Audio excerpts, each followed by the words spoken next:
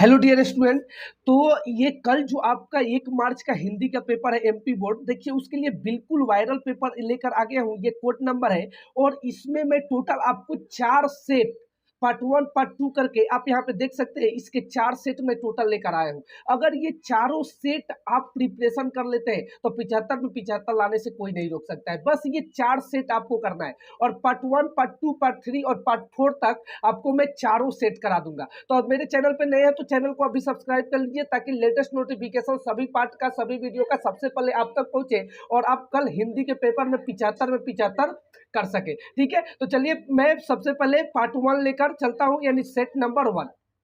सबसे पहले इसमें मैं फर्स्ट सेट का यहाँ पे फर्स्ट सेट का सॉल्यूशन करा देता हूँ। देख सकते हैं ये पेपर, ये कोड है आपका 401 और यही सेम टू सेम आपके एग्जाम में क्वेश्चन आने वाले हैं। तो सारे सेट को आप ढंग से प्रिपरेशन कर लेंगे और ये फर्स्ट पार्ट है। चलिए क्वेश्चन की तरफ चलते हैं कि रीतिकालीन काव्य की प्रमुख विशेषता क्या है? तो श्रृंगार वर्णन, याद रखिएगा। दूसरा क्वेश्चन है सीता के विवाह की स्वयंवर में शर्त रखी गई थी। यहाँ पे थर्ड नंबर क्वेश्चन है हिंदी का सर्वाधिक लोकप्रिय महाकाव्य कौन सा है? तो यहाँ पे 4 ऑप्शन है, तो इसका सही आंसर हो जाएगा रामचरितमानस। ठीक है, चलिए फोर्थ नंबर क्वेश्चन है नेताजी की मूर्ति पर चश्मा कौन लगाता था? कैप्टन चश्मे वाला, कैप्टन चश्मे वाला। सारे क्वेश्चन को रख लेना है 100%।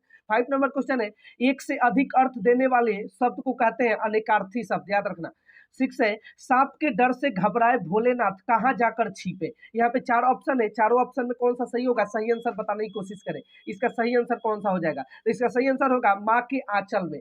ठीक है, चलिए 6 यहाँ पे अब रिक्त स्थानों की पूर्ति करे में है कि प्रयोगवाद के जनक डैश में माने जाते हैं, तो अज्ञ, याद रखिएगा अज्ञ। दूसरा है करुण रस का स्थायी भाव डैश होता है शोक, जिसके कारण अस्थाई भाव जागृत होता है वह आलंबन कहलाता है। तेरी गठनी में लगा डैश मुसाफिर जाग पड़ा चोर, जाग जरा चोर। ठीक है, चलिए 5th नंबर है जगदीश का संधि विच्छेद होगा तो जगत जोर ईस। 6 नंबर है एक कुटिया में डैश घूमता दिखाई दिया तो धर्म चक्र। अगला है हमारा यहाँ पे सही मिलान करना है प्रगतिवाद के प्रमुख कवि, तो याद रखिएगा नागा अर्जुन। ठीक है, नागा अर्जुन याद रखना। सेकंड क्वेश्चन है हमारा कि बात को आवश्यकता से अधिक बढ़ा चढ़ाकर कहना क्या कहलाता है? अतिव्यक्ति, याद रखना। तीसरा नंबर है बाल गोविंद भगत, कबीर पंथी, याद रखना। यतीन्द्र मिश्र, यतीन्द्र मिश्र इसका सही आंसर हो जाएगा 4 नंबर यतीन्द्र मिश्र, याद रखना। क्रिया के कर्ता के अनुसार, क्रिया के कर्ता के अनुसार कर्तृवाच्य, याद रखना कर्तृवाच्य 5 का कर्तृवाच्य। 6 नंबर है भारत का स्विट्जरलैंड कटाओ, याद रखना। ठीक है, चलिए नेक्स्ट क्वेश्चन यहाँ पे मैं आपको दिखा दूं।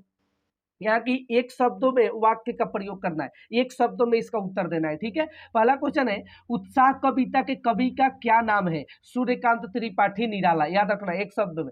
दूसरा क्वेश्चन है संचारी भावों की संख्या कितनी मानी गई है? तो 33, याद रखना। ठीक है, 3 नंबर क्वेश्चन है एक कहानी यह भी का रचनात्मक कौन है? तो मन्नू भंडारी, याद रखना। 4 नंबर क्रिया की विशेषता बोध कराने वाले शब्द क्या कहलाते हैं? क्रिया विशेषण। शब्द शक्ति के कितने प्रकार होते हैं? 3, याद रखना।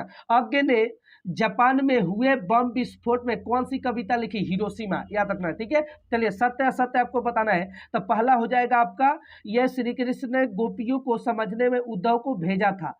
ठीक है, तो यहाँ पे आपको देख लेना, ये सारे क्वेश्चन मैं आपको दिखा देता हूँ। पहला सही हो जाएगा, दूसरा आपका सही हो जाएगा, तीसरा भी देख लेना सही हो जाएगा, चौथा गलत हो जाएगा और पांचवा यहाँ पे सही हो जाएगा और छठा गलत हो जाएगा। ठीक है, सत्य असत्य देना है आपको आंसर। और ये सारे क्वेश्चन का आपको आंसर, ये सारे क्वेश्चन आपको दिखा देना है, देते हैं। ये सारे क्वेश्चन में से कोई भी क्वेश्चन आ सकता है। ये फर्स्ट सेट है। ठीक है, अभी आपको बताया 4 सेट में कराऊंगा, तो ये फर्स्ट सेट है। ये देखिए 7 नंबर क्वेश्चन देख लीजिए और फिर 8 number question, 9 number question, 10 number question, यहाँ देखते जाओ और कॉपी में नोट करते जाओ सारे क्वेश्चन को। ठीक है, सभी चारों सेट का क्वेश्चन एकत्रित एक जगह कर लेना है। चलिए आगे क्वेश्चन आपको दिखा दूं। 11 नंबर दोहा छंद की परिभाषा उदाहरण सहित लिखिए, 11 नंबर क्वेश्चन है। ठीक है, उसके बाद आगे है नाटक और एकांकी में कई 2 पंक्तियां लिखिए। अगला है यहाँ पे देखिए 14 नंबर क्वेश्चन दिया है भगत ने अपने बेटे की मृत्यु पर अपनी भावनाएं किस तरह व्यक्त की। 15 नंबर है यशपाल अथवा वसंत आनंद कैसवाल की साहित्य परिचय निम्नलिखित बिंदुओं पर लिखिए। 2 रचनाएं, भाषा शैली। यहाँ पे 16 नंबर आगे क्वेश्चन, ये सारे क्वेश्चन को आपको देख लेना है, यही क्वेश्चन सेम टू सेम आने वाले हैं। 16 है निम्नलिखित का सौंदर्य प्रसंग सहित भावार्थ लिखिए। यहाँ पे देखिए ये 19 नंबर क्वेश्चन है ठीक है। चलिए इसके बाद ये 20 नंबर क्वेश्चन, ये लास्ट 21 नंबर क्वेश्चन है। ठीक है, ये सारे क्वेश्चन हो गए। सारा क्वेश्चन मैंने आपको दिखा दिया, यहाँ पे टोटल क्वेश्चन मैंने दिखा दिया 21 तक।